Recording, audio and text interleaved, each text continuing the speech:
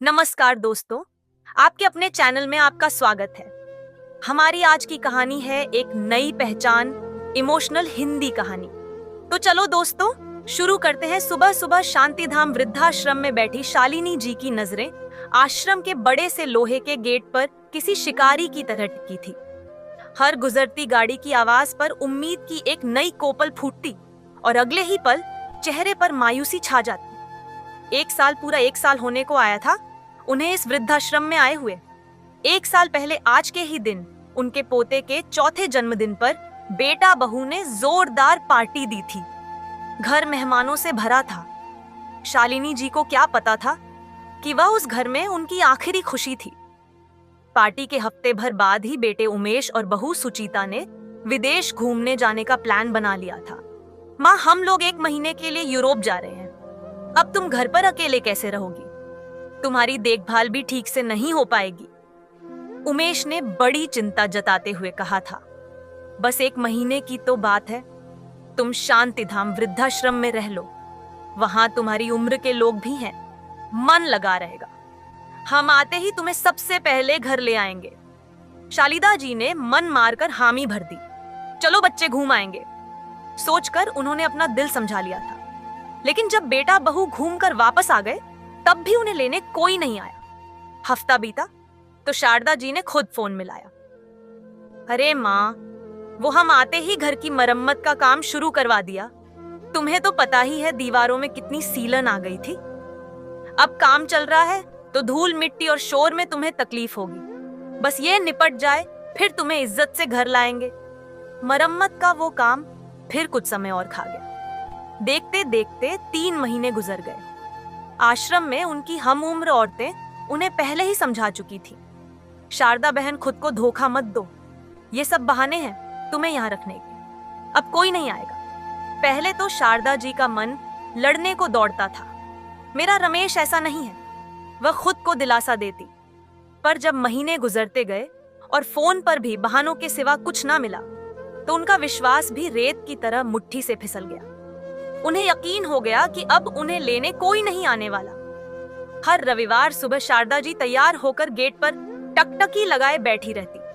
पर सूरज चढ़ता और ढल जाता। सड़क पर गाड़ियां आती जाती रहती, पर वह गाड़ी कभी नहीं आती जिसका उन्हें इंतजार होता था। लेकिन आज का दिन सब्र का इम्तिहान लेने वाला था। आज उनके रोहन का 5वां जन्मदिन था। बेटे से उम्मीद भले ही मर चुकी थी, लेकिन पोते की ममता का धागा अब भी उनकी सांसों से जुड़ा था। वह बस सिर्फ एक बार उसे निगाह भर देखना चाहती थी। 1 घंटे तक यूं ही दरवाजे की ओर ताकते ताकते उनके अंदर का सब्र जवाब दे गया। उनके सब्र का बांध, जिसे वह 1 साल से तिनका तिनका जोड़कर बना रही थी, आज एक ही झटके में टूट गया। एक हठीली जिद ने उनके कमजोर हो चुके इरादों को फिर से बुलंद कर दिया। नहीं, आज तो मैं अपने रोहन को देखकर ही रहूंगी, चाहे कुछ भी हो जाए। लेकिन वह जानती थी कि अगर वह अपनी इसी पहचान के साथ गई तो शायद घर की दहलीज भी पार ना कर पाए। सुनीता का चेहरा उनकी आंखों के सामने घूम गया, जिसमें उनके लिए सम्मान नहीं, केवल तिरस्कार का भाव होता था। रमेश भी शायद दरवाजे से ही कोई बहाना बनाकर लौटा देगा, इसलिए उन्होंने तय किया कि वह वहां भश बदल कर जाएंगी। लेकिन मैनेजर से परमिशन लेनी भी अभी बाकी थी।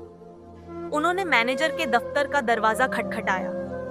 मैनेजर वर्मा जी एक भले आदमी थे जो इन बुजुर्गों के दर्द को समझते थे, पर नियमों से बंधे थे। अंदर आ जाइए शारदा जी, उन्होंने कहा। शारदा जी ने अपनी आवाज में जितनी हो सके उतनी दीनता भरकर कहा, वर्मा जी, मुझे आज शाम तक के लिए छुट्टी चाहिए थी। आज गांव में फोन लगाया तो पता चला कि मेरी एक ननद बहुत बीमार है। शायद आखिरी समय है उनका।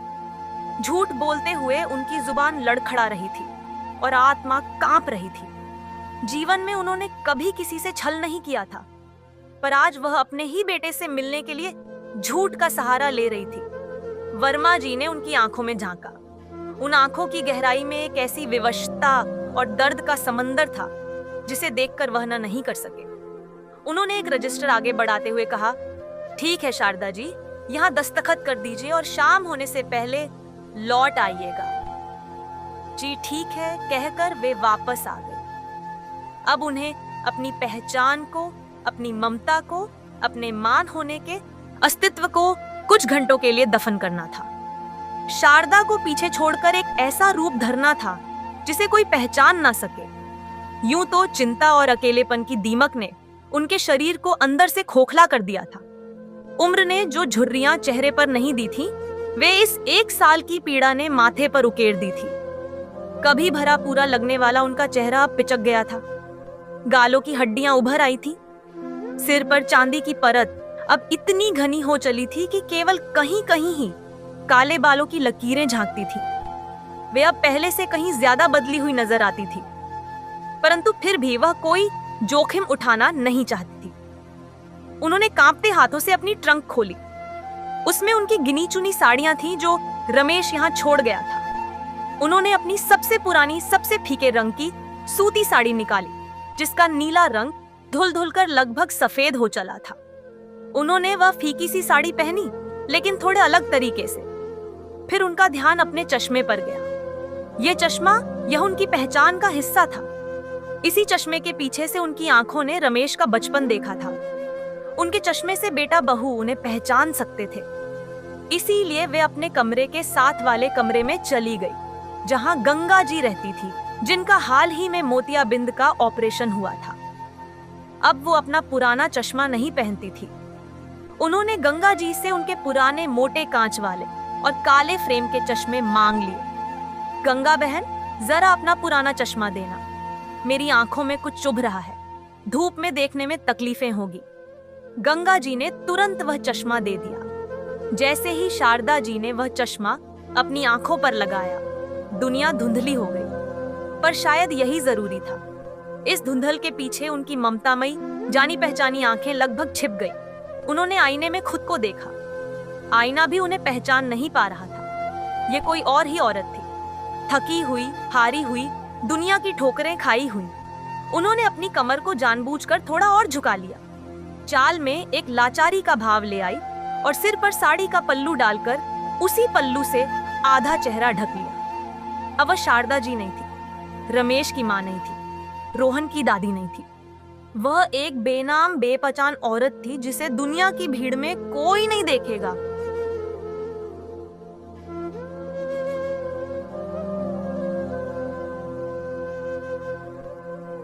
जिसे दुनिया की भीड़ में कोई नहीं देखेगा, कोई नहीं पहचानेगा। वह अपनी ही पहचान की कब्र पर खड़ी थी और इस कब्र पर आंसू बहाने की भी इजाजत नहीं थी। आश्रम से बाहर की दुनिया आज कुछ अलग ही लग रही थी उन्हें। 1 साल से उन्होंने यह दुनिया नहीं देखी थी। ऑटो से उतरकर जब उन्होंने अपने मोहल्ले की गलियों में कदम रखा तो उनका दिल किसी कैद पंछी की तरह जोर जोर से फड़फड़ाने लगा। यह वही गलियां थीं जहां उन्होंने रमेश को साइकिल चलाना सिखाया था। वह नुक्कड़ वाली हलवाई की दुकान जहां से रमेश जलेबियां खाने की जिद करता था। हर मोड़, हर दुकान, हर घर किसी भूली हुई कहानी की तरह उनके जहन में ताजा हो रहा था। उनकी आंखों के धुंधले शीशों के पीछे से यादों का एक साफ सुथरा चलचित्र चल रहा था। एक तरफ खुशियों भरा अतीत था, दूसरी तरफ पीड़ा से भरा वर्तमान। जैसे जैसे उनका घर नजदीक आ रहा था, उनके कदम भारी होते जा रहे थे। आखिरकार वह उस मोड़ पर आ गई जहां से उनका 2 मंजिला घर साफ दिखाई देता था। घर वैसा ही था, पर आज उस पर गुब्बारे और रंग बिरंगी झालरें लगी थी। गेट भी खूबसूरत गोल्डन ब्लैक गुब्बारों से सजा हुआ था। आज उनके रोहन के जन्मदिन का जश्न मनाने की तैयारी चल रही थी, जिसमें वह खुद एक बिन बुलाई मेहमान बनकर जा रही थी। घर के बाहर लगा वह पीपल का पेड़, जिसके नीचे बैठकर वह सहेलियों के साथ बातें करती थी कि ऊँट में खड़ी हो गई। हिम्मत जवाब दे रही थी, किस मुंह से किस बहाने से वह अंदर जाए। वह सोच ही रही थी कि तभी उन्होंने देखा कि उनके घर की काम वाली बाई ललिता घर की ओर बढ़ी और दरवाजे की घंटी बजा दी। एक पल बाद दरवाजा खुला और सुनीता बाहर आई। पार्टी की तैयारियों और मेहमानों को संभालने के तनाव में उसका चेहरा तमतमाया हुआ था। मेम साहब, आज मैं काम पर नहीं आ पाऊंगी, ललिता ने घबराते हुए कहा। मुझे किसी जरूरी काम से गांव जाना पड़ रहा है। आज ही सुनीता उस पर भड़क पड़ी।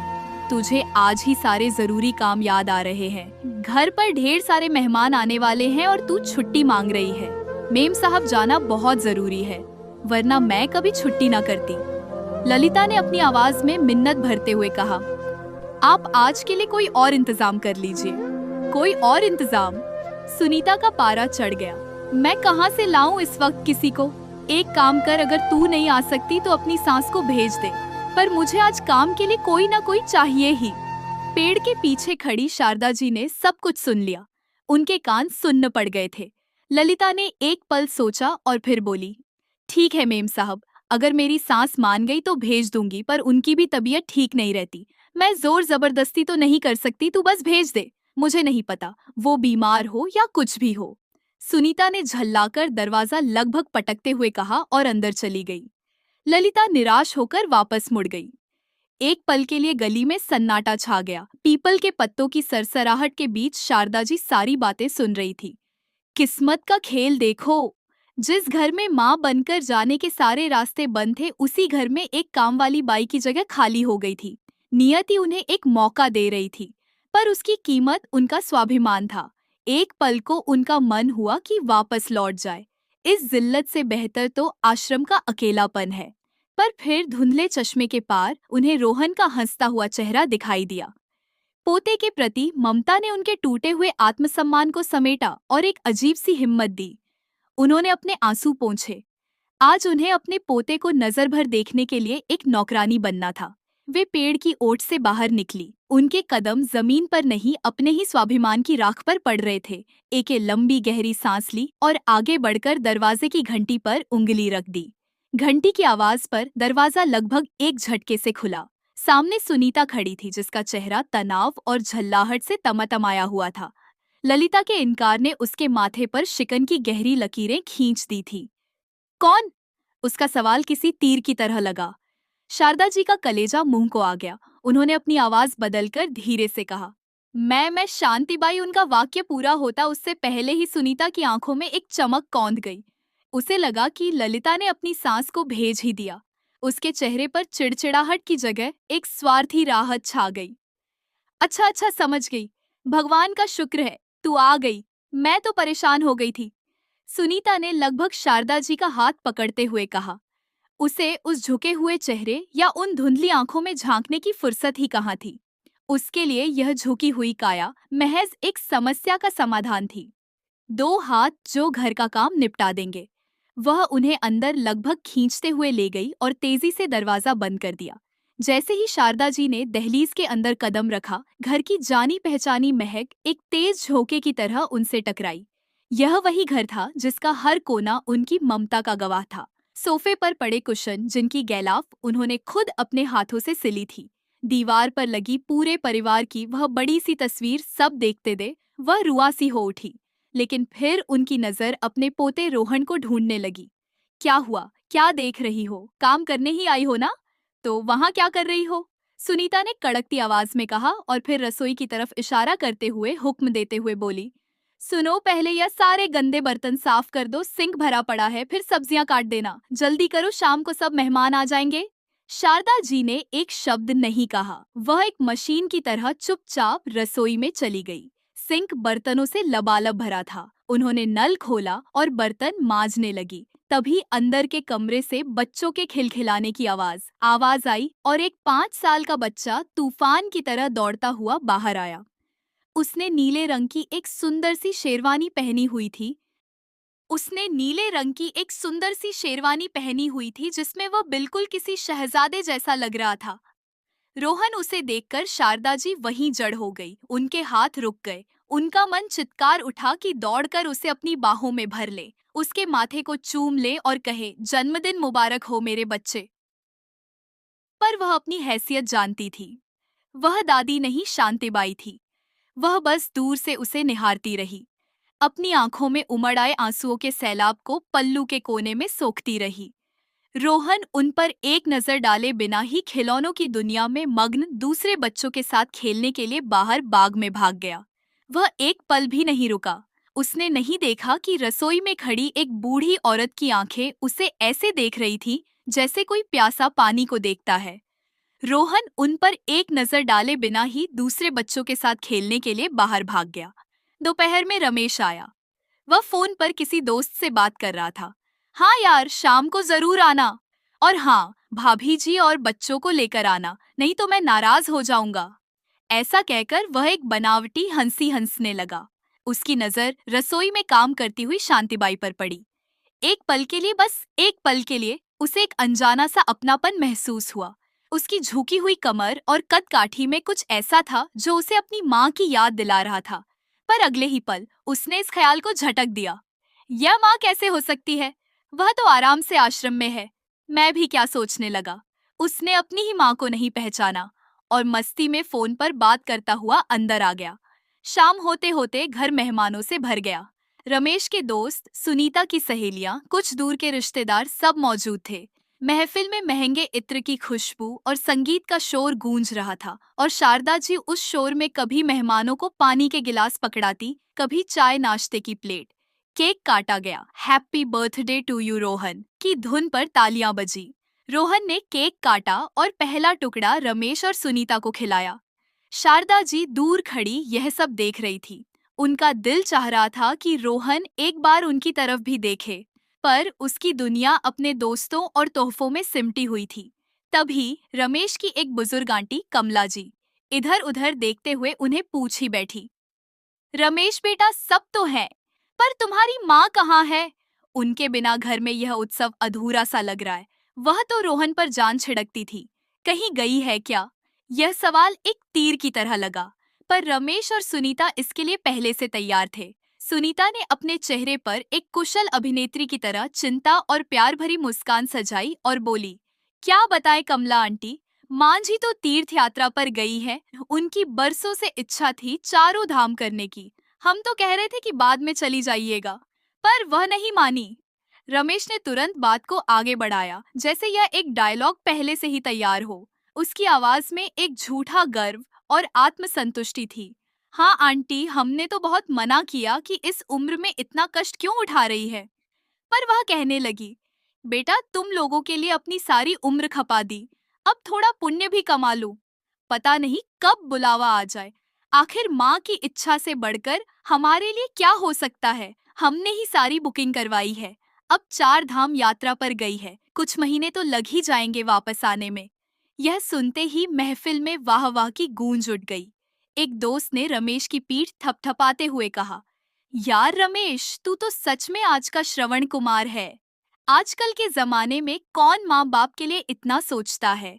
सलाम है तुझे। प्रशंसा के यह शब्द सुनकर जहाँ रमेश और सुनीता गदगद हुए जा रहे थे, वहाँ शारदा जी के लिए वह शब्द पिघले हुए शीशे के फव्वारे की तरह थे जो सीधे उनके कानों में उतर रहे थे। उनकी आत्मा छलनी हो रही थी। जिस माँ का हाल जानने की बेटे को फुर्सत नहीं थी, आज उसकी झूठी तीर्थ यात्रा के नाम पर वह अपनी महानता की इमारत खड़ी कर रहा था। यह धोखा, यह पाखंड, यह सफेद झूठ उनसे सहा नहीं गया। उनके कांपते हाथों में पानी के गिलासों से सजी एक ट्रे थी। श्रवण कुमार का खिताब सुनकर उनके हाथ की पकड़ ढीली पड़ गई। संतुलन बिगड़ गया और ट्रे क्षण की एक दिल दहला देने वाली तेज आवाज के साथ फर्श पर जा गिरी। कांच के गिलास टुकड़ों में बिखर गए। संगीत बंद हो गया। कदम थम गए। सबका ध्यान उस ओर गया जहां एक बूढ़ी काम वाली बाई बिखरे हुए कांच के टुकड़ों के बीच कांपती हुई खड़ी थी। इसी हड़बड़ाहट में जब वह झुकने की कोशिश कर रही थी तो उनके चेहरे से वह भारी मोटे कांच का चश्मा फिसलकर गिर गया और सिर से पल्लू भी सरक गया। एक पल के लिए वहां मौत का सा सन्नाटा छा गया। सच सबके सामने था। वो औरत जिसे सब काम वाली बाई समझ रहे थे, वह कोई बाई नहीं थी। अब सबके सामने रमेश की तीर्थ यात्रा पर गई माँ शारदा जी खड़ी थी। वही चेहरा जिसे अभी अभी श्रवण कुमार बेटा याद कर रहा था। शारदा, तुम शारदा ही हो ना, इस घर की मालकिन और रमेश की माँ। कमला आंटी बड़े गौर से देखते हुए बोली। वह एक कदम आगे बढ़ी। उनकी आंखें अविश्वास से फैली हुई थी। उन्होंने शारदा जी को ऊपर से नीचे तक देखा। उन आंखों में तैरती एक उम्र की पीड़ा थी। फिर उनकी नजरें घूमी और रमेश पर जा टिकी। रमेश बेटा, यह क्या है? उन्होंने ऊंची आवाज में कहा कि हर मेहमान सुन सके। तुम्हारी माँ तो तीर्थ यात्रा पर थी ना? यह कौन सी तीर्थ यात्रा है? रमेश और सुनीता के चेहरे सफेद पड़ गए। उनकी जुबान तालू से चिपक गई। जिन चेहरों पर अभी कुछ देर पहले प्रशंसा की चमक थी, अब उन पर शर्मिंदगी और पकड़े जाने की कालिक पुत गई थी। जिन मेहमानों ने कुछ देर पहले रमेश की पीठ थपथपाई थी, वे अब एक दूसरे को देख रहे थे और कानाफूसी कर रहे थे। श्रवण कुमार का मुखौटा उतर चुका था और उसके पीछे एक वे अब एक दूसरे को देख रहे थे और कानाफूसी कर रहे थे। श्रवण कुमार का मुखौटा उतर चुका था और उसके पीछे एक क्रूर स्वार्थी चेहरा सबके सामने था। तेरी यह हालत किसने की शारदा? कमला जी ने पूछा। कमला, मैं तीर्थ यात्रा पर नहीं बल्कि वृद्ध आश्रम चली गई थी। मेरे बच्चों ने कुछ दिनों के लिए मुझे वहां रहने को कहा था, पर फिर कभी लेने नहीं आए, ना ही मुझसे मिलने आए। लेकिन आज आज मेरे रोहन का जन्मदिन था। मेरा दिल नहीं माना। सब्र जवाब दे गया। मैं अपने पोते को देखे बिना नहीं रह सकी। बस एक बार, सिर्फ एक बार अपनी इन आंखों से उसे निहारना चाहती थी। अगर मैं अपनी उसी पहचान के साथ इस दरवाजे पर आती तो शायद मुझे दहलीज से ही लौटा दिया जाता। इसलिए यह सब कहते कहते उनका गला रंध गया। उनकी कहानी सुनकर हर मेहमान स्तब्ध था। रमेश और सुनीता सिर झुकाए ऐसे खड़े थे मानो जमीन फट जाए और वे उसमें समा जाएं। शारदा जी ने एक आखिरी नजर अपने बेटे पर डाली। फिर उनकी आंखें उस भीड़ में अपने रोहन को ढूंढने लगी। वह केक की मेज के पास दूसरे बच्चों के बीच सहमा हुआ खड़ा था। इस पूरे तमाशे से अनजान वह बस अपनी दादी को देख रहा था, जिन्हें वह अब तक पहचान नहीं पाया था। जब जब झूठ का पर्दा फट ही गया है, उन्होंने धीरे से कहा, और सबको पता चल ही गया है कि मैं कौन हूं, तो फिर मैं अपनी वह एक ख्वाहिश भी पूरी कर ही लेती हूँ जिसके लिए मैंने अपनी इज्जत तक दांव पर लगा दी। यह कहकर वह धीरे धीरे आगे बढ़ी। वह रोहन के सामने पहुंची और अपने कांपते हुए घुटनों के बल जमीन पर बैठ गई। 1 साल से पत्थर बनी उनकी आंखें अब झरझर बहने लगी थी। मेरे बच्चे, यह शब्द उनके मुंह से एक सिसकी के साथ निकला और फिर उन्होंने अपनी दोनों बाहें फैलाई और रोहन को अपनी ओर खींचकर कस के अपनी छाती से भी लिया। यह सिर्फ एक आलिंगन नहीं था, यह 1 साल की तड़प का अंत था। वह रोहन के बालों को सूंघ रही थी, उसके गोलमटोल गालों और माथे को बेतहाशा चूम रही थी और उनकी हर एक हरकत में एक महीने का इंतजार घुला हुआ था। ऐसा लग रहा था जैसे कोई रेगिस्तान में भटकता प्यासा आखिरकार पानी के स्रोत तक पहुंच गया हो और अपनी बरसों की प्यास बुझा रहा हो। रोहन, जो अब तक सहमा हुआ था, उसे कुछ समझ नहीं आ रहा था। उसे बस अपनी दादी की कांपती हुई बाहों, उनके आंसुओं की गर्माहट और उन सिसकियों का एहसास हो रहा था। उसने भी डरते डरते अपने छोटे छोटे हाथ उनकी पीठ पर रख दिए। यह दृश्य देखकर वहां मौजूद कई लोगों की आंखों से आंसू बह निकले। कमला आंटी ने अपना मुंह पल्लू से ढक लिया ताकि कोई उन्हें रोते हुए ना देख सके। अपनी हसरत पूरी करने के बाद शारदा जी ने धीरे से रोहन को खुद से अलग किया। उन्होंने अपनी साड़ी के पल्लू से उसके गालों पर लगे अपने आंसू पोंछे और फिर उठ खड़ी हुई। अब उनके अंदर एक अजीब सी शांति थी। उनकी झुकी हुई कमर सीधी हो चुकी थी। उन्होंने भीड़ पर एक नजर डाली, फिर बिना किसी भाव के बस इतना कहा, अच्छा, चलती हूँ। तभी रमेश का एक दोस्त विक्रांत, जो अब तक चुपचाप यह सारा तमाशा देख रहा था, आगे बढ़ा। वह एक समझदार और संवेदनशील युवक था। उसने जमीन से शारदा जी का चश्मा उठाया, उसे साफ किया और फिर रमेश और सुनीता को घूरती हुई नजरों से देखा। उसकी आंखों में नफरत और अफसोस दोनों थे। वह शारदा जी की ओर मुड़ा, उनके हाथ में चश्मा थमाया और फिर हाथ जोड़कर झुकी हुई नजरों से बोला, माँ जी, आप मेरे साथ चलिए। मेरा घर छोटा है, लेकिन मेरे घर में आपकी जगह मेरे सिर आंखों पर होगी। विक्रांत के शब्दों ने जैसे शारदा जी के अंदर सोए हुए स्वाभिमान को जगा दिया। उन्होंने अपने आंसू पोंछे और विक्रांत के सिर पर हाथ फेरते हुए कहा, जीते रहो बेटा, भगवान तुम्हें बहुत सुखी रखे। फिर वह एक पल रुकी और बोली, पर जब अपना ही खून पानी हो गया तो मैं किसी पराये पर बोझ कैसे बन सकती हूँ। लेकिन बेटा, तुम्हारे विचार जानकर मुझे बहुत अच्छा लगा। हमेशा खुश रहो। उन्होंने एक नजर अपने बेटे और बहू पर डाली। उनकी आंखों में अब ना गुस्सा था, ना नफरत, बस एक गहरी, बहुत गहरी उदासी थी। मेरी जगह अब वही है जहां मेरी किस्मत मुझे ले जा चुकी है, शांति धाम वृद्धाश्रम। इतना कहकर वह मूड़ी और बिना किसी की ओर देखे उस घर से हमेशा के लिए बाहर निकल गई।